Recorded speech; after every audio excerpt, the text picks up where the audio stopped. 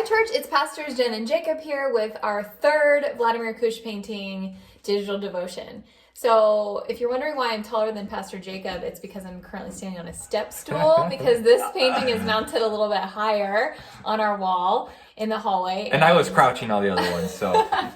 So this one is actually the first one that we ever acquired a print of, and as you can see, it's a picture of two people inside a walnut hanging on a branch in a tree in a garden. So, Pastor Jacob, do you want to? Yeah, it might seem a little sappy and heteronormative here, but I think it has wider spiritual implications. And what this really means to me, I think a lot about what it means that there is providence in the world, or this idea that God might have something planned. It's really hard in life to know what God's plan is, and you can't really tell someone else what God's plan is. Everyone has to figure that out for themselves. And I know that I've had moments in my life where I think, most of my life is just making decisions daily. I have no idea what God's opinions are about my decisions. I have some ideas of what I think.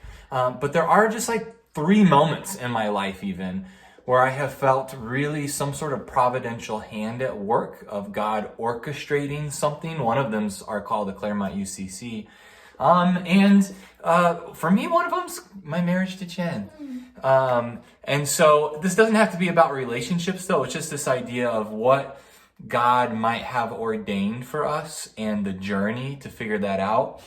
So for us, we'll let you in on a little private part of our relationship. We refer to each other as walnut buddies. This idea that we were ordained to be together from the time in the walnut, this Garden of Eden image. And actually, inside my wedding ring, Jen, I didn't know she was going to do this. When she gave it to me, she has inscribed here, meet me in the walnut, that even after death, perhaps we'll be together again inside the walnut. So again, a little sappy, but what we mean by that is just this idea of God being at work in our lives. Yeah. What would you add to that? I would just add that I love this idea that humans, the scripture says we're not meant to be alone, that it's not good for humans to be alone. And so I just love this idea that at our very beginning, God has put us in a relationship with one another. And obviously in this case, it's a romantic, intimate relationship, but I think Jacob's right. It doesn't have to be that. It's just this idea that we're created for community, for relationship, and for intimacy.